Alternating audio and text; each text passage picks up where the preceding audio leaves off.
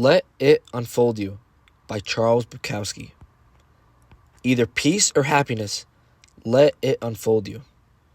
When I was a young man, I felt these things were dumb, unsophisticated.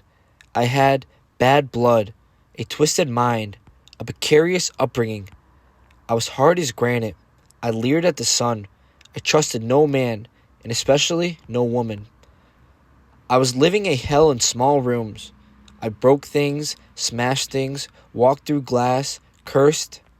I challenged everything, was continually being evicted, jailed, in and out of fights, in and out of my mind. Women were something to screw and rail at. I had no male friends. I changed jobs and cities. I hated holidays, babies, history, newspapers, museums, grandmothers, marriage, movies, spiders, garbage men, English accents, Spain, France, Italy, walnuts, and the color orange. Algebra angered me, opera sickened me, Charlie Chaplin was a fake, and flowers were for pansies. Peace and happiness, to me, were signs of inferiority, tenets of the weak and addled mind. But as I went on with my alley fights, my suicidal years, my passage through any number of women, it gradually began to occur to me that I wasn't different from the others. I was the same. They were all fulsome with hatred, glossed over with petty grievances. The men I fought in alleys had hearts of stone. Everybody was nudging, inching, cheating for some insignificant advantage. The lie was the weapon, and the plot was empty. Darkness was the dictator. Cautiously, I allowed myself to feel good at times. I found moments of peace in cheap rooms, just staring at the knobs of some dresser, or listening to the rain in the dark. The less I needed, the better I felt. Maybe the other life had worn me down. I no longer found glamour in topping someone in conversation or in mounting the body of some poor drunken female whose life had slipped away into sorrow. I could never accept life as it was. I could never gobble down all its poisons. But there were parts, tenuous, magic parts, open for the asking. I reformulated. I don't know when, date, time, all that, but the change occurred. Something in me relaxed, smoothed out. I no longer had to prove that I was a man. I didn't have to prove anything.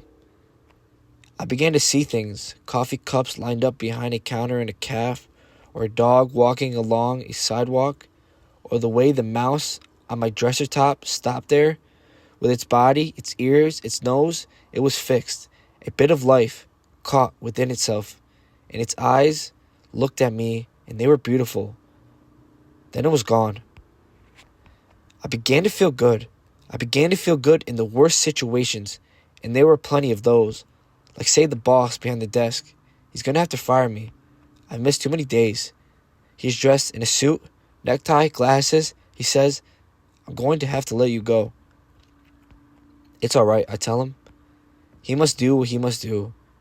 He has a wife, a house, children, expenses, most probably a girlfriend. I am sorry for him. He is caught. I walk onto the blazing sunshine. The whole day is mine, temporarily anyhow. The whole world is at the throat of the world. Everybody feels angry, shortchanged, cheated. Everybody is despondent, disillusioned. I welcome shots of peace, tatted shards of happiness. I embrace that stuff, like the hottest number, like high heels, breasts, singing, the worst. Don't get me wrong. There is such a thing as cockeyed optimism that overlooks all basic problems just for the sake of itself. This is a shield and a sickness. The knife got near my throat again. I almost turned on the gas again. But when the good moments arrived again, I didn't fight them off like an alley advisory. I let them take me. I luxuriated in them. I made them welcome home. I even looked into the mirror once, having thought myself to be ugly. I now liked what I saw. Almost handsome. Yes, a bit ripped and ragged, scars, lumps, odd turns, but all in all, not too bad. Almost handsome. Better, at least, than some of those movie star faces, like the cheeks of a baby's butt. And finally, I discovered real feelings for others, unheralded, like lately, like this morning. As I was leaving for the track, I saw my wife in bed, just the shape of her head there, not forgetting centuries of the living and the dead and the dying. The pyramids, Mozart dead, but his music still there in the room. Weeds growing, the earth turning, the total board waiting for me. I saw the shape of my wife's head. She's so still. I art for her life. Just being there, under the covers. I kissed her in the forehead, got down the stairway, got outside, got into my marvelous car, fixed the seatbelt, backed out the drive, feeling warm to the fingertips, down to the foot of the gas pedal. I entered the world once more, drove down the hill, past the houses, full and empty of people. I saw the mailman, honked. He waved back at me.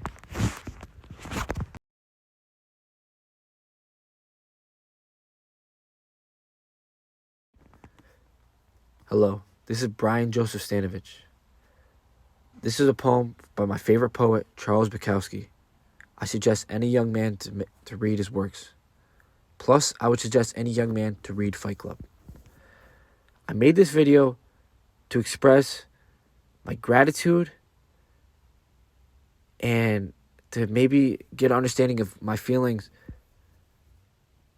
that I've had going through this human experience. Putting these videos and these pictures together shows how beautiful life has been so far. There has been days of distress, but that's kind of the beauty in it. And I'm starting to realize that.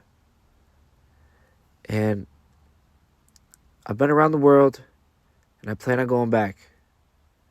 I plan on not slowing down. But it's lonesome out there.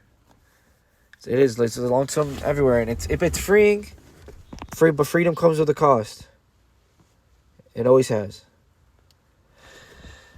And Mr. Bukowski, he wrote, "If nobody waits for you at night and nobody awakes for you in the morning, what do you call that? Freedom or lonesomeness?"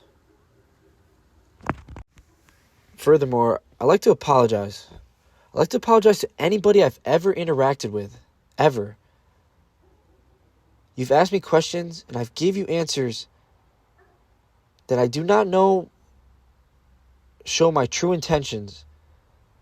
And that is on me 1,000%. I think about conversations I've had throughout my life a million times over. And it's not fair, but it's also people ask me questions I don't know the answers to, even personal ones.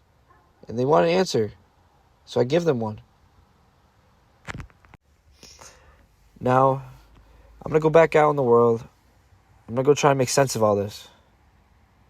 And I hope when we see each other, anybody, just embrace his fellow humans out here in this wicked world that we call humanity. Now, I'd like to leave you with some words from my favorite modern-day philosopher, Yosha Bach. Don't fight what you can mute. Thank you.